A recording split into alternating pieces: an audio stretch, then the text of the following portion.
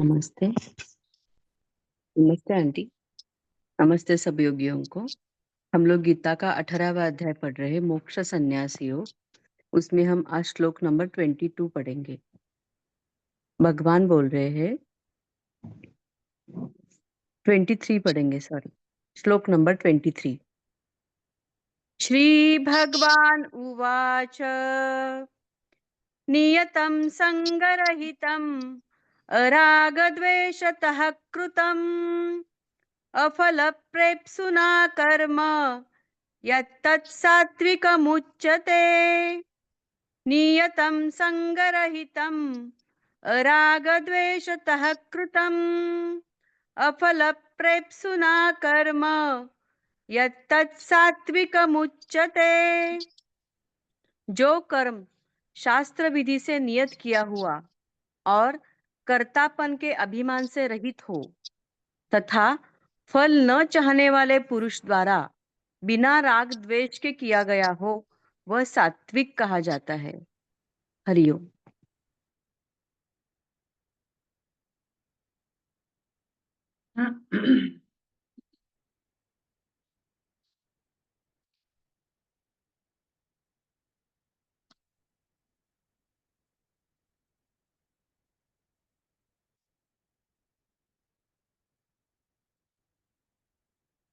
जीवन का अभिन्न अंग सांस होती है।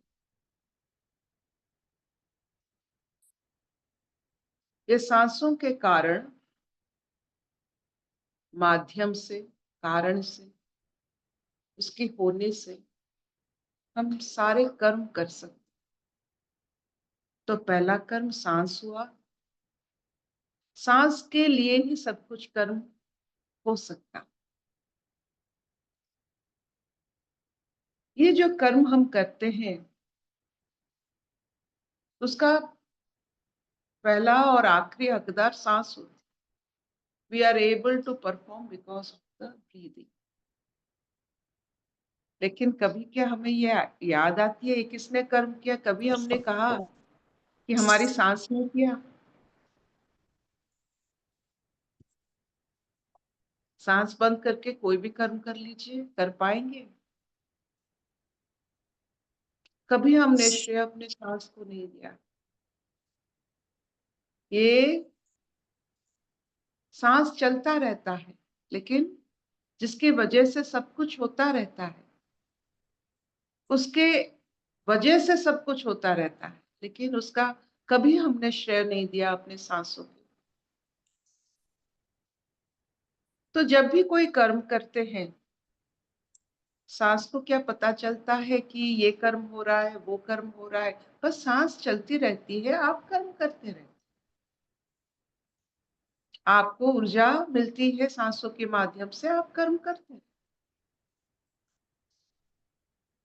जो इंसान ये समझ ले कि कर्म सांसों का एक अंग है,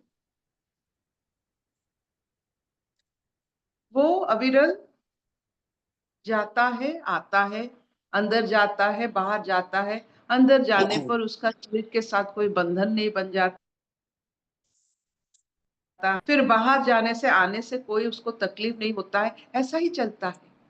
तो इसकी वजह से जो कर्म होते रहते हैं वो मंगलमय सबके लिए हो। जैसे अर्जुन अभी जिस स्थिति पर है, युद्ध करना उसका बहुत बड़ा कर्म है। वो बस युद्ध करे, पता उसको कभी भी कर्म करने के वक्त जैसे सांसों का कोई बंधन नहीं होता है, कर्मों का भी कोई बंधन नहीं होता है। स्थिति परिस्थिति के अनुसार हमें कर्म करना पड़ता है, सांसों के जरिए करता है कर्म, सांसों के जरिए सांस करता है कर्म।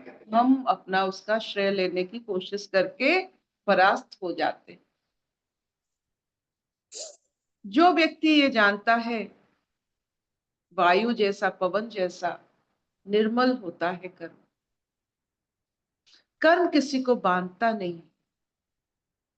अनासक्त कर्म, इस ज्ञान से भरी पड़ी कर्म कभी आपको बांधेगा नहीं, कभी आपको तौलेगा नहीं, कभी आपको पीछे मुड़कर देखने की कभी आपको उत्साह नहीं देगा।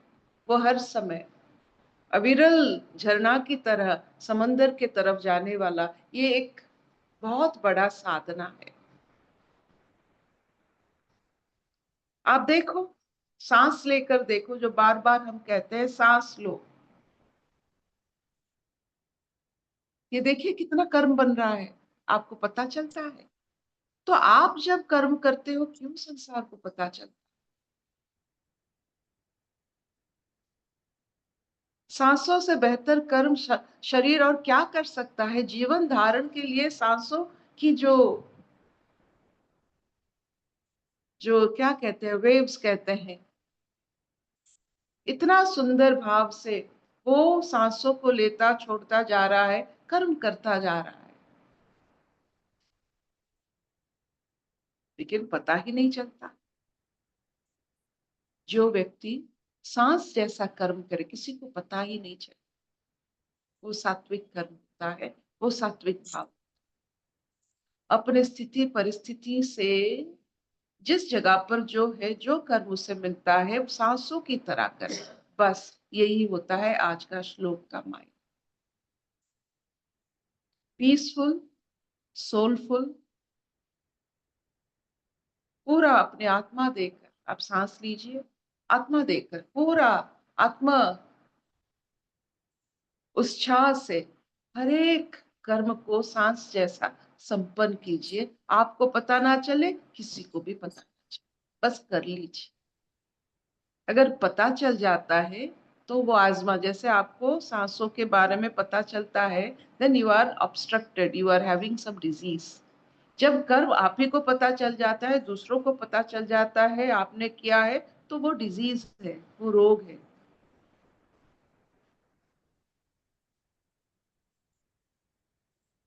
ऐसा कर्म करते हैं, पता ही नहीं चलता।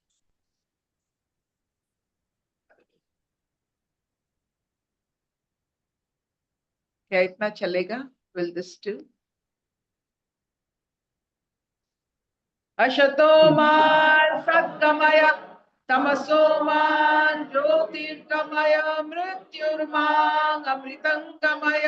सर्वे हि सुखिनः सन्तु, सर्वे सन्तु निरामया, सर्वे भद्राणि पश्यन्तु, मा कश्चित् दुःखभाग् भवेत्। ओम शांति शांति शांति। सांसों के बारे में बात कर रहे हैं तो थोड़ा बहुत हठ योग जानना चाहिए। जो व्यक्ति अपने प्राण को, अपने शरीर को, जैसे अपने आंखों को आपने सूरज के साथ लगा लिया, अपने प्राण पखेरु में बदल दिया, जैसे you get connected to the nature, to mother nature in so many ways. ये एक आदत है। हर एक अंश कहाँ से प्रकृति का कहीं ना कहीं से जुड़ा हुआ रहता है। जब भी अश्वमेध यज्ञ होता था, तो वो जो अश्व को यज्ञ में लाया जाता था, उसका हर एक पार्ट, उसका हर एक अंश ब्रह्मांड का कोई ना कोई भाव से जुड़ा जाता था। जैसे ने पढ़ा था एक कहीं किताब में बचपन में, अच्छा लगा। वो अश्व की जो धमनियां होते हैं, आर्टरीज, वेन्स होते हैं, वो जैसे पूरे भूखंड में जितने सारे नदी, उसी के साथ जुड़ा जाता था, हर एक अंश। तो मनुष्य का हर एक अंश प्रकृति का विराटता से अगर आप जोड़ते हो, आप हठयोगी बन जाते हो। ये मेरा आंख नहीं, ये सूरज, ये चंद्रमा, आपकी धड़कन, आपकी सांसें, आपकी हर अंश प्रकृति से जुड़ा हुआ होता है। जब ये मान लेते हो, आपका विराटता आप खुद को महसूस होता है, यही सबसे बड़ा अनुभूति। If you can feel yourself connected to higher form, कहीं से आप जुड़े हुए हो, ब्रह्मांड से जुड़े हुए हो, ये सबसे बेहतरीन अनुभूति है।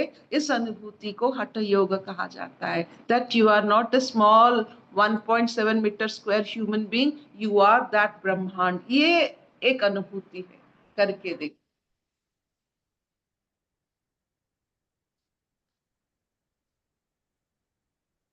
शब्दानी। हाँ हाँ, मैं